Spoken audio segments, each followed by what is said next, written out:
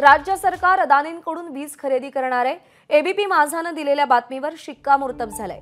6600 megawatt खरेदीचे tender अदानींना दिलं गेलंय।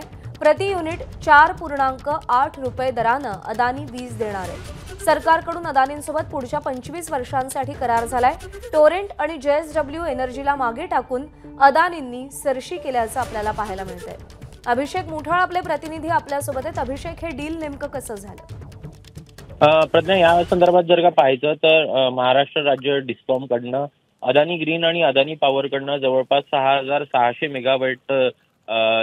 मेगावॅटची जी ऊर्जा आहे ती आपल्याला वीज घेताना पाहायला मिळणार आहे। साधारणपणे सोलर आणि औष्णिक ऊर्जेसंदर्भात या संदर्भात पुरवठा करण्या संदर्भात इरादापत्र जे आहे ते देखील जारी करण्यात आलेलं आहे।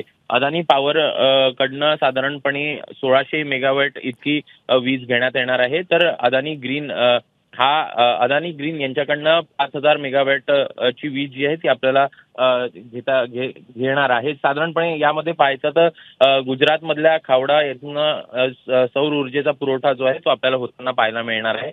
या दोन्ही कंपन्यांसोबत MSEDCL जी महापारेषण ही कंपनी आहे यांच्याकडनं अटींची पूर्तता आणि परवानगी जी आहे ती स्वतंत्रपणे करणार आहे आणि त्यानंतर या संदर्भातला पुरवठा जो आहे तो आपल्याला होताना पाहायला मिळणार आहे। एकूणच सस्टेनेबल एनर्जी संदर्भात अनेकदा महाराष्ट्रामध्ये विचार जो आहे तो आपल्याला सुरू असल्याचं पाहायला मिळतं आणि त्यातच अदानी ग्रीन कडनं मोठ्या प्रमाणात आपल्याला ही वीज जी आहे ती येताना पाहायला मिळणार आहे आणि पुढच्या 25 वर्षांचा करार सरकारने केलेला आहे।